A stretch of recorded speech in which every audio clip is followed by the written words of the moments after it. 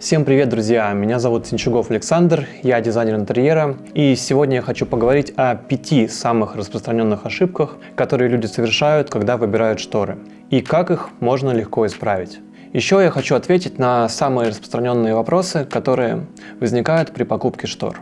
Ошибки очень простые, и вы удивитесь, как кардинально изменится ваш интерьер, когда вы их исправите. Если вы готовы узнать все о шторах, поехали!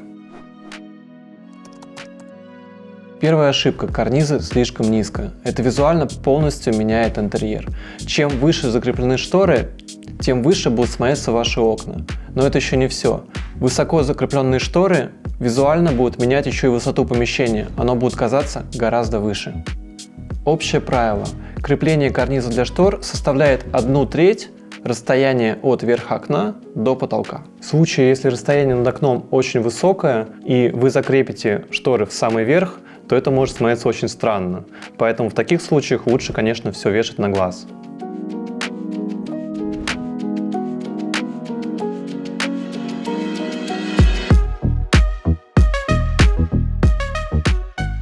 Вторая ошибка – очень узкий карниз. Карниз обязательно должен выходить за границы окна на 15, минимум 15, лучше 30 сантиметров. Тогда штора не давит на окна.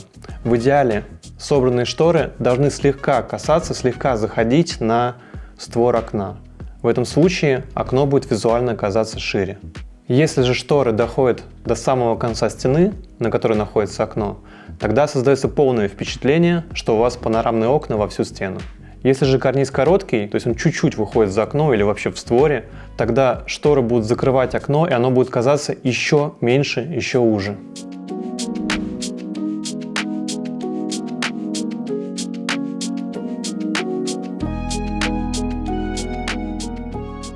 Теперь поговорим об ошибках, связанных с самими шторами.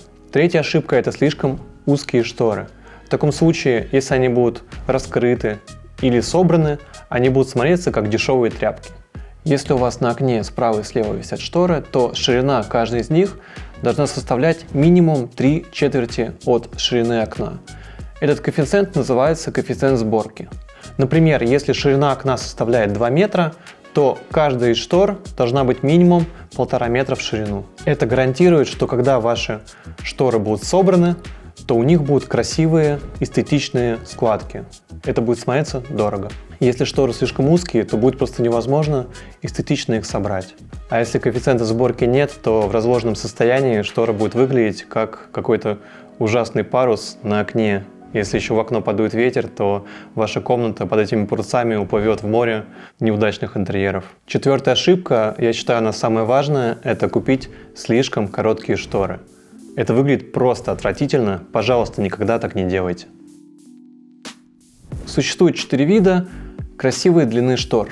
Чтобы проще было разобраться, я дал вам название. Касание, штора лежит на полу, парящая штора, ломаная штора. Первый способ касания – это самый сложный в расчетах способ. Нужно выбрать такую длину, чтобы штора как бы парила над полом и как будто бы слегка его касалась, как будто она его целует. Это смотрится максимально стильно и дорого. Второй вариант – это штора, лежащая на полу. Пожалуй, это самый драматичный вид длины штор, но в то же время это самые непрактичные шторы в плане уборки. Чтобы создать такой эффект, добавьте 5-10 см к длине штор. Третий вариант – это ломаная штора.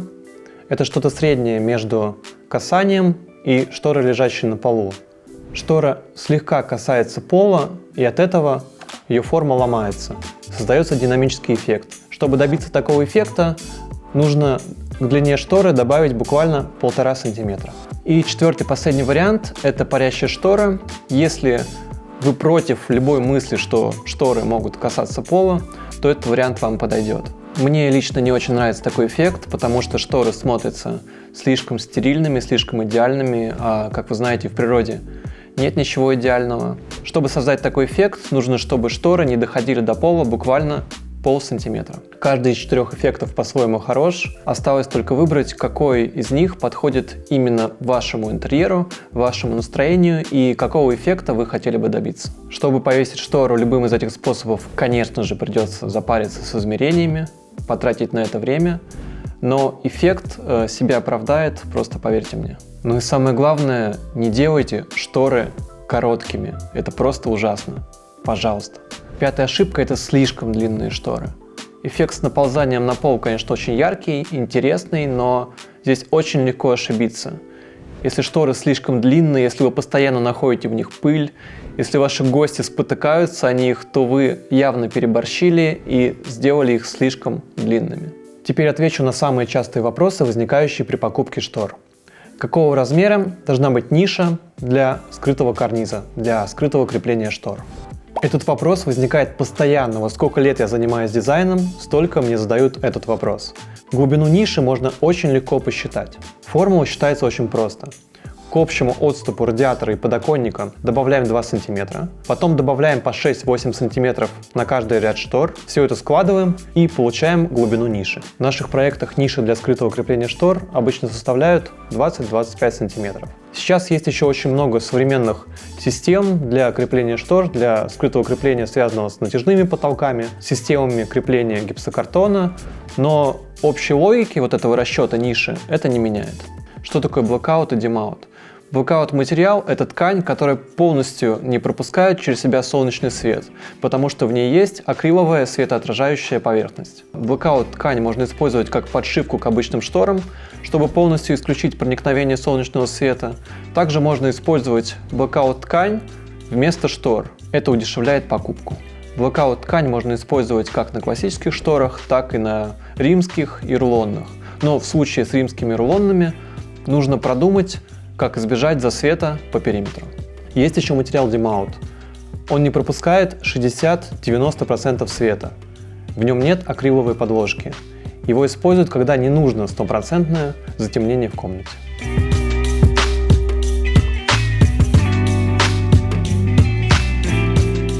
Как вешать шторы с учетом внутрипольного конвектора?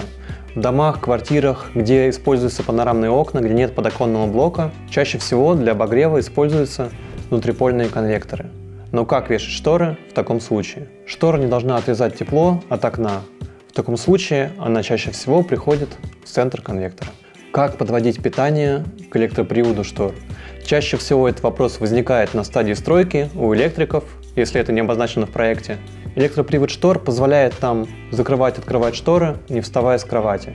Кроме того, когда вы вручную закрываете шторы, вы их дергаете, и очень вероятно, что шторы у вас оторвутся с карниза, и потом вам придется опять залезать и крепить их. Электропривод избавляет от этих проблем и делает нашу жизнь максимально удобной. Чтобы запитать электропривод, надо просто в край карниза вывести провод 220 вольт. Но если ремонт уже закончен и выводы не сделаны, не пугайтесь. Есть решение электропривод штор на аккумуляторах. Это избавляет вас от любых проводов. Что такое московский шов? На самом деле я недавно узнал об этом термине. Когда вы делаете разрез тюля, чтобы у вас тюль был не во всю стену, а, например, у вас был бы доступ к окну. То есть вы раскрыли тюль и открыли форточку. Так вот, когда вы разрезали тюль, вам нужно его подшить. И обычный заводской шов довольно грубый и толстый. А если вы хотите утонченное решение, для этого делается ажурный, тоненький московский шов. Но, как я постоянно говорю, за все красивое придется заплатить. Китай – это всегда плохо. У заказчиков есть очень распространенный стереотип, что китайские товары – это всегда плохо, это всегда ширпотреб. Но на самом деле для выбора штор вам не обязательно покупать только итальянские и европейские материалы. Вспомните Великий шелковый путь. На самом деле Азия всегда славилась хорошими, качественными тканями, материалами. Но надо помнить, что Китай Китаю рознь, есть какие-то подвальные производства, подвальные там материалы, есть очень качественные мануфактуры, которые очень сильно следят за своими материалами, за качеством, и этими материалами очень часто пользуются европейские и даже итальянские производители. Есть очень забавный пример, когда началась пандемия пару лет назад и приостановились заводы в Китае, то в Италии начались перебои с производством мебели. Как вы думаете, с чем это связано? Что делать, если в интерьере 2 ряда окон по вертикали? Такие случаи чаще всего встречаются, конечно же, в домах, в гостиных, когда у вас 2, бывает даже 3 ряда окон по вертикали, и каждый такой случай индивидуален.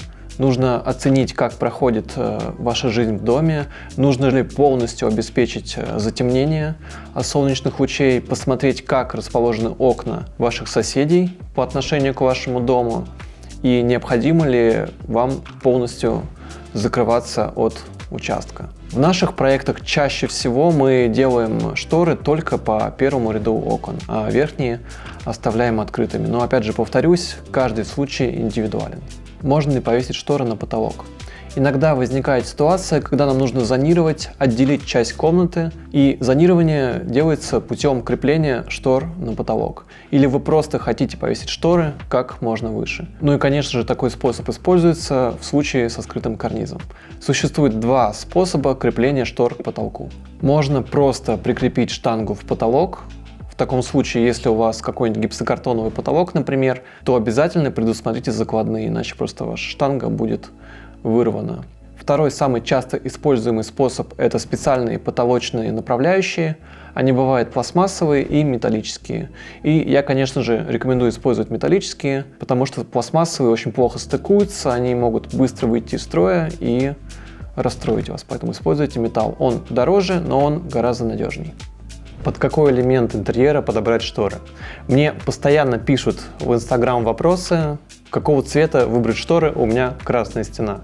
Так вот, в интерьере должно сочетаться все: цвета, материалы, фактуры. И эта сложная задача решается путем эскизирования, путем создания дизайн-проекта. Когда вы сочетаете не 2-3 предмета, а весь интерьер целиком. Можно, конечно, купить несколько дорогих, красивых предметов, не сочетающихся между собой, поставить их в ваш интерьер, и это будет что-то вроде Франкенштейна. Возможно, он будет милый, но эстетичным его будет сложно назвать.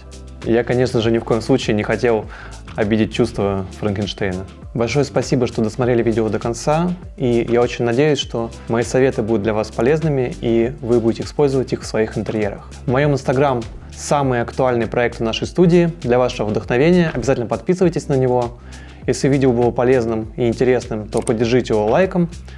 Подписывайтесь на наш канал, чтобы не пропустить свежие видео. До скорых встреч. Пока-пока.